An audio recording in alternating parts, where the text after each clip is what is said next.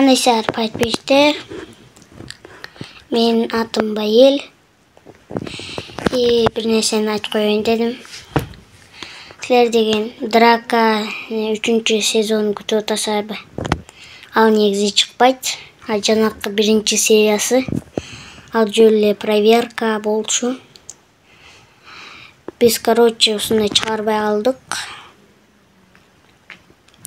Ушундай бир нерсе болуп кетти. Ошо Драканын 1-сериясы жөн эле чыгарган. Как силерге объяснить кылсам керек. Ушундайда биз ойлонгонбуз. Ошо 3-сезонда чыгат деп, бирок ал чыкпай калды. Ошон үчүн ушу 2-сезон последний көрүш болчу. Драка сезон бүттү. 3-сезон чыкпайт. Бул только ушундайда видеосу болчу.